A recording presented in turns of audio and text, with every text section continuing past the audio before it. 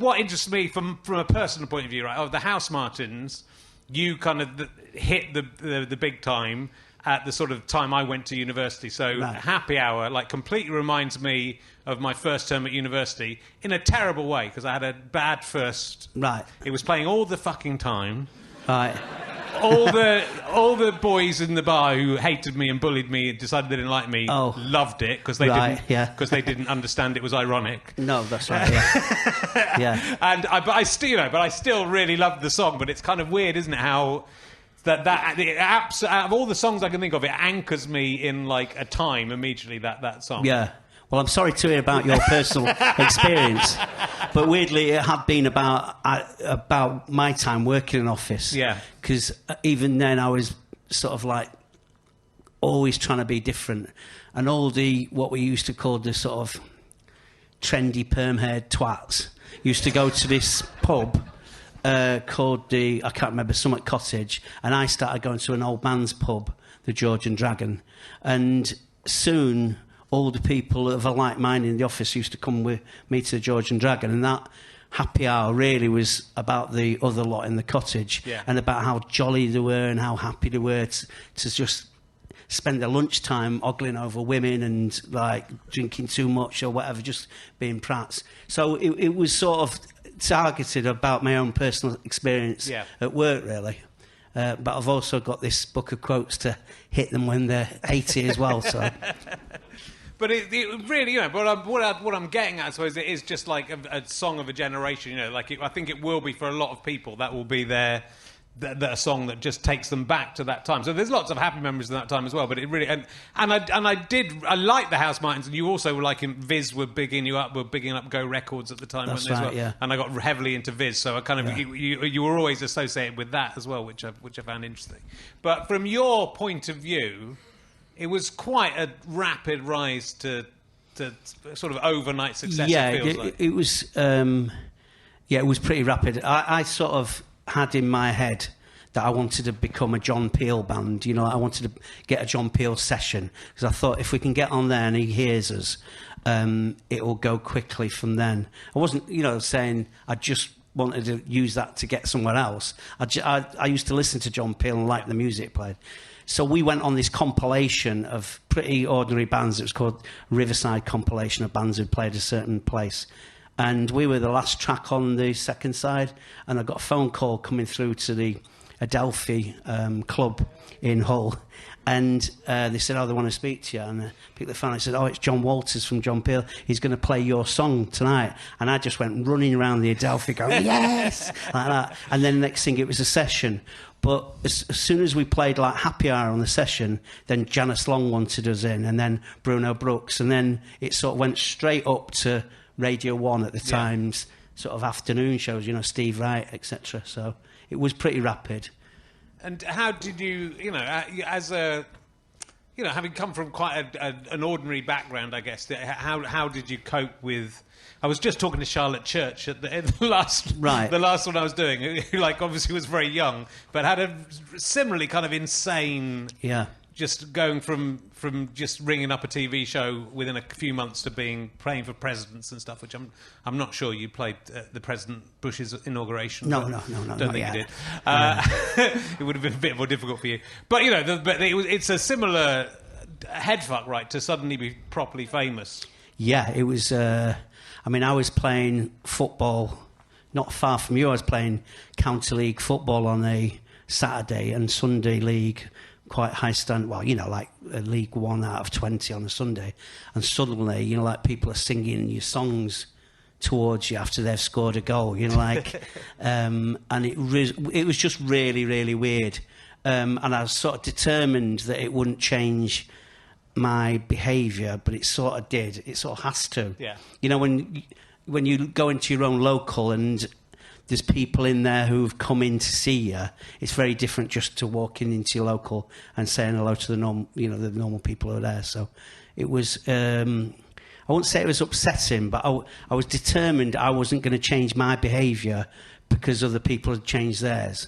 So I just sort of tried to see it out as much as I could, say hello to everybody and, whoever wanted. And the same now is I wasn't going to sort of turn up in a flash car or with bouncers or sunglasses or surround myself with people. No. But it's quite, and I don't, it's quite tough to, keep your feet on the ground. Yeah. And what age were you at this point? I was 24, yeah, okay. which is old enough. That's where it's not comparable with Charlotte Church, because, well, in all sorts of ways. But I think with Charlotte, it happened to her when she was a very young lady. Yeah. So I already, I know it sounds daft, but even having a football team who all know you very well, it felt special for them, and they were proud of me and protected me, which is something she won't have had, Yeah, but there's similarities weirdly between you in that you've both sort of stayed very true to where you're from, and you've both, and I don't think in the end, I think she, as she got older, got a lot more political convictions, which I think is in a similar area to you, and there's always been that element of.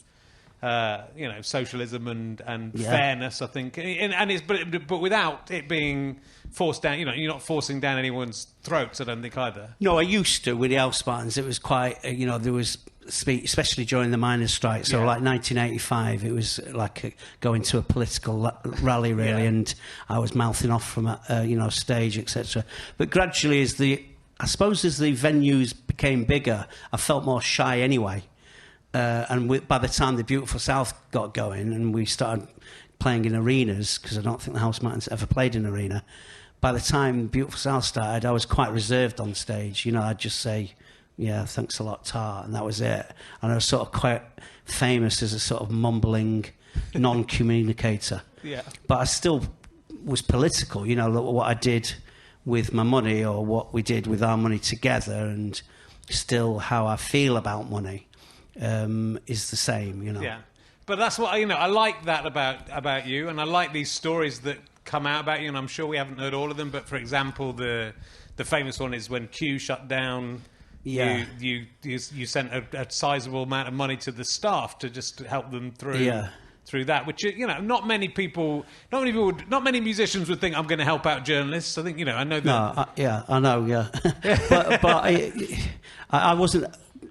I didn't want that to come out, really. I just wanted it to... But after a while, I was quite glad because they found out, the staff, and since then, after giving them that money, there's been the odd photo shoot or video shoot where people have come up and said, we got X amount of money thanks to you, and I've set up...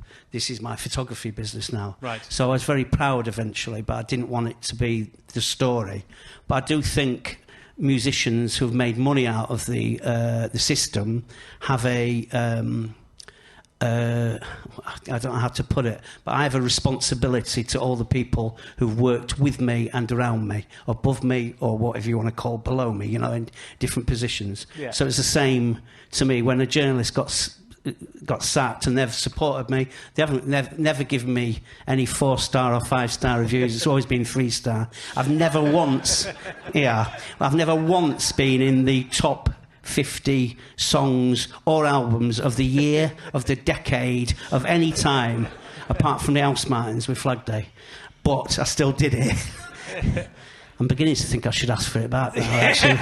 but I find it really interesting, because how's that happen? When you look at your work and all the work you've done, you go, how the hell has that happened that someone's been that consistent and produced...